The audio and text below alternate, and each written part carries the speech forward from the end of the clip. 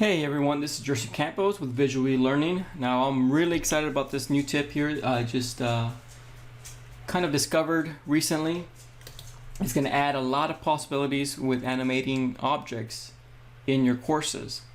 Now one of the biggest drawbacks for me with Storyline was the limited animation abilities. Now before, if you wanted to add an animation, you can only make it come from off the screen, either from the top, bottom, left, right, or at angles where it would originally be at, or originally was placed at. Now, what if I wanted an object to either like kind of spin from a center, or pop out from a certain point, or just move a little bit on the screen? That ability wasn't an option until now. You're still limited, but it does. This next trick does open up a lot of different options. All right, so I have two objects here, just two normal squares. Nothing fancy about it yet. But I want this square to orbit around this center point here, kind of the center screen. Alright, so what I'm going to do is I'm going to just cut this object. Actually, just to show you real quick what the difference is, let me back up. Sorry about that. Select both objects. Now if I group them and I add a spin animation, let's go and preview it. And oops, that's a little bit too fast. But if you saw it, it spins from the center of the object. Let's do that again with a little bit slower.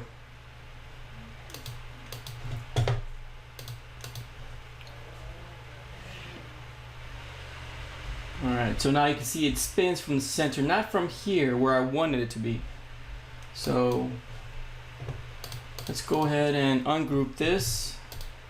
Now what I'm going to do is I'm going to cut this square out, select this object, edit the states, and then paste it back.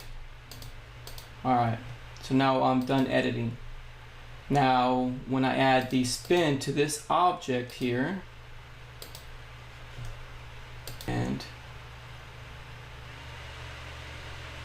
you can see it spins around the object here. Now what's cool about this is, well, one thing you have to know is that this object here, I guess, maintains priority on formatting. You can't really edit the other object. Like if I wanted to make this red, I can't select it. You have to select this object, click edit states, and then click on that to make it a different color. Well, with this you can actually just make it no fill, no outline, and let's go and preview it. Now the object looks like it's spinning around in the screen. Alright, so now this is just a quick demonstration. Yeah, there's different ways you can do this, but this is just kind of a tip of the iceberg for what I've kind of discovered so far. I'm gonna go to this little slide that I've already set up with different types of animations that I've been playing around.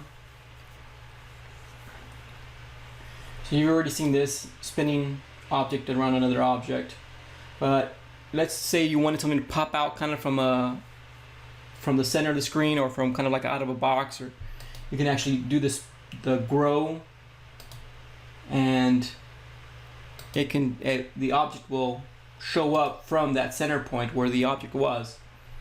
And then this right here, this is neat. It's actually moving from side to side.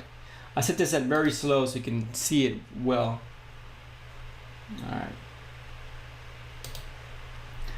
Now I'm sure you're curious on how I did that one. So this is actually set different layers and different objects.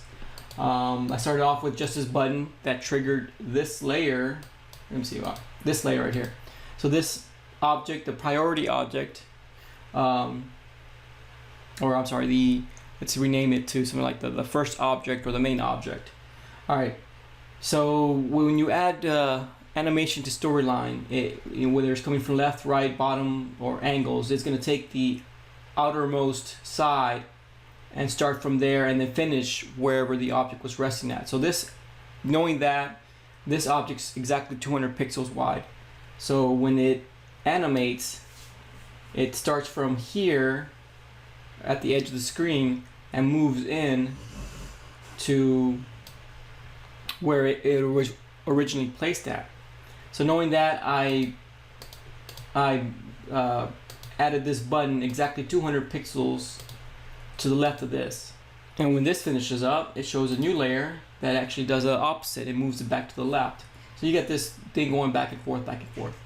Now another thing also that I kind of discovered was that you can nest different objects within each other. Like this object has two different objects inside of it, but this circle is the nested object within this object, and then this is a nested object within this object. And so you can achieve different little effects. So let's go ahead and preview this one. This was actually kind of reminds me of a solar system a little bit.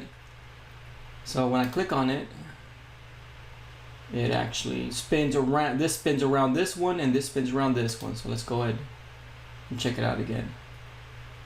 All right, so as you can see, it's you can achieve some really interesting effects. So I'm going to show this quick demonstration here of what I did, just to kind of add a little bit different animation to a menu system. You see how it actually went around the object instead of going from left, from the left, bottom, or the other standard object. So I'm just going to replay that again.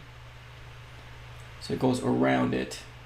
And the next screen, it goes from the center, like it's popping out of it. So this will definitely add some interest to any course. I hope this helps out in adding some variety to your courses, and see you next time.